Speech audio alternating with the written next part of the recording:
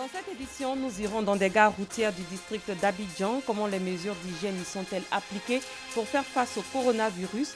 Nous tenterons de répondre à cette question. Zagreb, capitale croate, a été secouée ce matin par un séisme de magnitude 5,3 faisant d'importants dégâts matériels. Bonsoir et merci de suivre le 19h sur RTI 2. Les gares routières du district d'Abidjan se prémunissent contre la propagation du coronavirus. Les mesures d'hygiène et de protection établies par le gouvernement y sont tant bien que mal appliquées. Mais comment cela se passe-t-il concrètement? Pour le savoir, nos reporters Bintou Pekele et Paga Sorokone se sont rendus sur le terrain pour faire leur constat. Voici leurs points. Vendredi 20 mars, il est un peu plus de 15 heures. Adama Touré, président de la coordination nationale des gares routières, se lave les mains, puis enfile ses gants et entame une sensibilisation dans les différentes gares.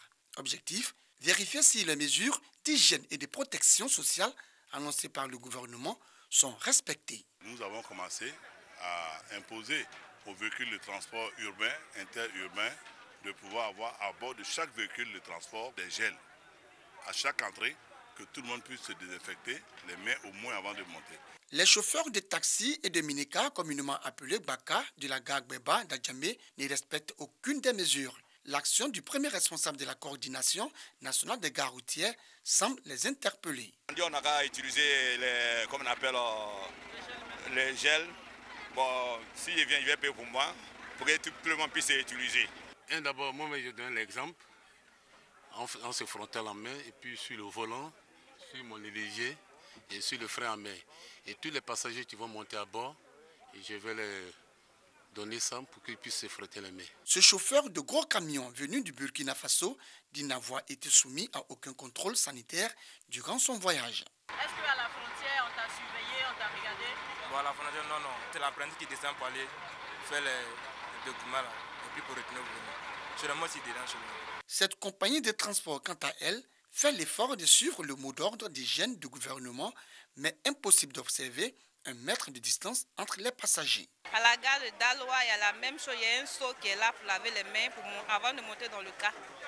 J'arrive ici, je trouve aussi la même chose qu'on doit laver les mains avant de même passer à la maison. Nous procédons au lavage des mains avant la montée et puis la distribution des gels avant la montée. Aussi, on a décidé d'ouvrir nos vitres pendant le trajet pour faciliter le passage de l'air dans nos véhicules. Dans nos bus, on a décidé de ne pas remplir le car à 100%. Autre lieu visité par Adama Touré, l'infirmerie de la gare Gbeba. Ici, les nouvelles sont bonnes. Tout se passe très bien. Lorsque les gens arrivent, les personnes lavent leurs mains avant d'entrer ici. Bon, lorsque ces personnes rentrent aussi, par le gel qui est là, ils appliquent ça sur leurs mains avant la consultation. Bon, apparemment, je n'ai pas encore détecté un cas de coronavirus. Si les responsables de la coordination nationale des gares routières sensibilisent au respect des mesures d'hygiène et de protection sociale à la gare Gbeba, au quartier Liberté, toujours dans la commune d'Adjamé, la vie suit son cours normal pour les chauffeurs de Baka. Les passagers, eux, essaient, tant bien que mal, de se protéger du Covid-19. Quand je quitte dans le Baka, j'arrive et dans mon lieu de travail, je lave la main et avec du savon.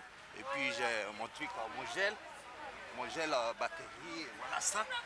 Je vais faire ça toujours. Et donc c'est un peu ça. Dans nos Baka, on ne respecte pas. On ne respecte pas. Les gens se collent, oui c'est la vérité. On se colle. Mais quand les gens se collent, tout le monde a un petit distance un peu quoi. Mais moi je vois que non, tout est même chose, c'est même collage. Le lavage des mains au savon, l'usage du gel hydroalcoolique et la distance de mètre entre les personnes restent la contribution de chaque Ivoirien pour endiguer la pandémie du coronavirus. Pour réduire les risques de contamination au coronavirus, le gouvernement a interdit les rassemblements de plus de 50 personnes dans les lieux publics.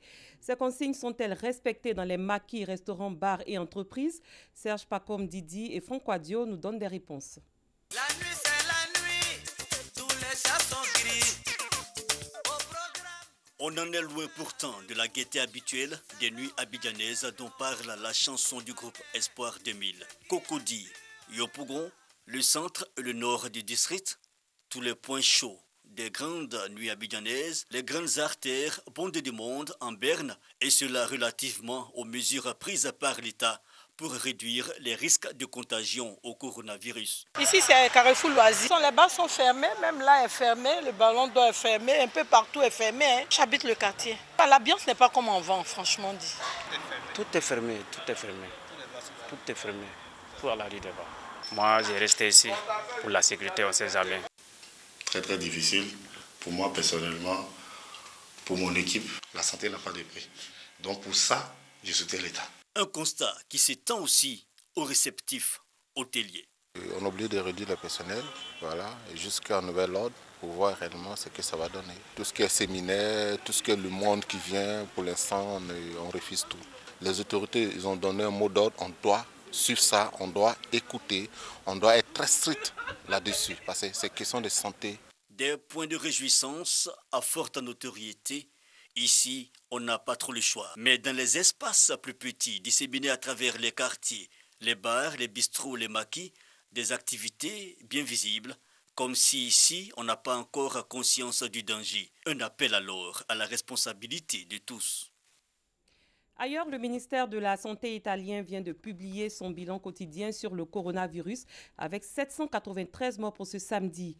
Un triste record régulièrement battu ces derniers jours. Au total, ce sont 4 825 personnes qui ont été tuées par la pandémie de coronavirus dans la péninsule en un mois, selon les chiffres de la protection civile.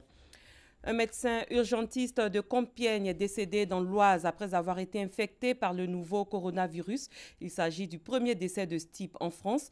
L'Oise est l'un des premiers départements français à avoir été fortement touché par la pandémie.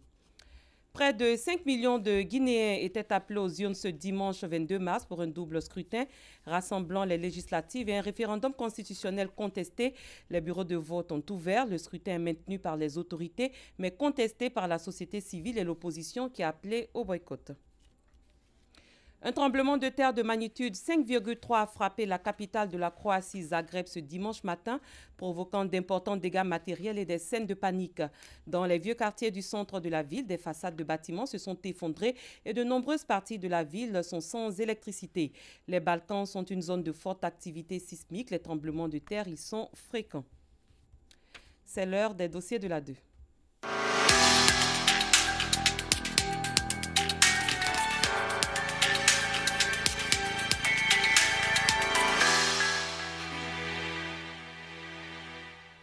Plus d'une dizaine d'enfants sont amputés d'un membre en Côte d'Ivoire du fait des erreurs ou ratés des tradipraticiens, selon des spécialistes de la chirurgie pédiatrique.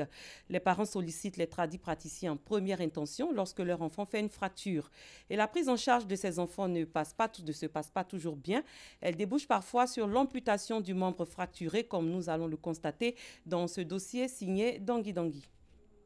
Centre hospitalier universitaire de Cocody à Abidjan, République de Côte d'Ivoire. Au 8e étage, ce mercredi matin, le service de chirurgie pédiatrie reçoit Oumar, 6 ans, fraîchement amputé du membre supérieur gauche pour des soins. Oumar a aujourd'hui perdu une main pour des raisons qui révoltent visiblement les médecins. Derrière cette amputation de la main de l'enfant se cache une série d'erreurs d'appréciation qui donnent froid dans le dos. C'est une fracture banale. Malheureusement, les parents n'ont même pas consulté en première intention un centre de santé. Voilà, ils sont allés directement sur un tradipthérapeute, qu'on appelle communément un rebouteux, voilà, qui a procédé à un traitement qui a consisté à la pose d'un garrot. Cela entraîne des complications graves, notamment le syndrome de Volkmann. C'est ce qui s'est abouti à cet enfant, le syndrome de Volkmann, qui a été précédé d'une gangrène gazeuse. Déchirée par le remords, elle maudit le jour où l'idée d'envoyer son enfant chez le tradipraticien lui a traversé l'esprit. On dit à un monsieur qui tire les bras quand c'est déplacé. Donc moi, je ne savais pas que ça pouvait être grave comme ça. En dessous, au rez-de-chaussée, une petite fille de 8 ans s'apprête à se faire opérer quasiment pour les mêmes raisons. C'est une fracture du radius. C'est une fracture presque invisible. Et la maman a consulté en première intention un guérisseur traditionnel.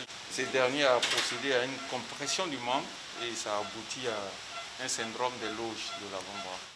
Les médecins essaieront de sauver le bras de l'enfant, mais l'opération risque de lui laisser des séquelles à vie. Vu la surface à recouvrir, on ne pense pas qu'on pourra la faire en un temps. Il faut prévoir certainement une troisième intervention qui va consister à une greffe de peau. Voilà, donc, sans rappeler que c'est une jeune fille, il faut penser à plus tard, ça va lui laisser des séquelles fonctionnelles et cosmétiques graves. Quelques jours plus tard, à Boaké, au centre de la Côte d'Ivoire, un enfant de 5 ans est victime d'un raté de la médecine traditionnelle et arrive à l'hôpital le membre déjà gangréné. Âme sensible, abstenez-vous. Joint au téléphone, Dr Beignet, qui l'a reçu, confirme le drame qui, selon lui, n'est pas un cas isolé. C'est une fillette qui a eu un accident de la voie publique, avec une fracture de l'humérus. Ensuite, après la radiographie, les parents sont sortis contre avis médical et l'ont conduit sur un praticien. Ce dernier a fait des appels et l'évolution a été marquée par une gangrène complète du membre supérieur. Et donc, c'est vraiment dramatique. C'est dans ce contexte que la fille est arrivée dans notre service. Pour être un peu terre à terre, le membre est mort. Donc, la seule solution, il s'agissait de faire une amputation, laissant le moyeu viable au niveau du membre supérieur. Donc, le bras, la main, l'avant-bras, tout ça, c'est parti. Il n'y a pas d'autre solution. Ce drame, comme tous ces drames liés au raté de la médecine traditionnelle, pouvait être évité, selon le professeur Mo. Nous n'avons rien contre leur pratique. Il y a des aspects positifs comme des aspects négatifs. Et lorsque leurs compétences sont dépassées, qu'ils aient l'humilité de diriger ces enfants et leurs parents vers des structures sanitaires adaptées et qui sont formés pour ça. Parce qu'aujourd'hui, pratiquer par exemple des massages ou des scarifications ou bien appliquer des décoctions inadaptées sur des lésions qui n'en nécessitent pas, c'est vraiment dramatique et ça nous fait retourner vraiment en arrière. De leur côté, les guérisseurs ou tradipraticiens réputés spécialistes de guérison de fractures attirent toujours du monde, parmi lesquels de nombreux enfants accompagnés de leurs parents. Bienvenue au quartier Bromancoté, dans la commune d'Adjamé. C'est ici que se trouve le cabinet de Kourouba Issa. Son nom est bien connu dans sa spécialité. Pour beaucoup de gens ici, venir chez ce tradipraticien était quasiment un réflexe quand l'accident est survenu. Comme ce n'est pas maladie à l'hôpital, c'est à cause de ça que je n'ai pas parti là-bas. L'enfant est tombé, j'amène à l'hôpital, on dit d'aller faire radio.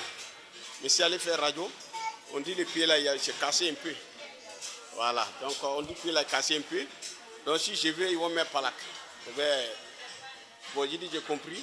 Mais comme des gens me parlaient d'ici, je préfère d'amener l'enfant là ici. Le maître des lieux dit tenir sa science de son père et assure qu'il travaille dans les règles de l'art et qu'il a même une autorisation des autorités pour exercer. Voilà un registre. Tous les pieds cassés qui vont venir là. Tu es enregistré. Nom, prénom, tu as eu quoi, où tu étais, comment tu es venu, tout. Et puis on fait un rapport d'activité avec 3 mois pour déposer au ministère de la Santé. Est-il au courant de ces ratés de la médecine traditionnelle qui conduisent souvent à l'amputation de nombreuses personnes, parmi lesquelles les enfants? Voici sa réponse. Les enfants, on doit masser chaque 2 jours. Et puis si tu fais 4 jours, 5 jours, c'est pas bon, ça va s'enfler. Les soins avec baie de karité, puis bambou de Chine, puis les bandes. Comme ça. Quand c'est cassé, on tire les pieds, puis on place les bambous de Chine, puis on marche. Des techniques de soins et de prise en charge dont l'efficacité est discutable selon les médecins, qui invitent par ailleurs les parents à faire venir leurs enfants à l'hôpital en cas de fracture. Ce sont des fractures, des lésions qui ne nécessitent pas un traitement particulièrement compliqué. Je dirais même que ce sont des fractures la plupart du temps simples ou des affections simples qui nécessitent des traitements vraiment d'une simplicité déconcertante. Et malheureusement, on se retrouve à amputer ces enfants-là. Beaucoup d'enfants ont été déjà amputés d'un membre avec des séquelles à vie du fait d'une prise en charge approximative de leur fracture par des guérisseurs. Beaucoup d'autres enfants risquent l'amputation pour les mêmes raisons si les autorités et les organisations internationales de protection des enfants continuent de se taire et de laisser faire. C'était le dossier de la 2 proposé par Dangui Dangui. Ce 19h est à son terme. Merci de votre fidélité. Très bonne soirée et très bonne suite de programme. Je vous retrouve demain.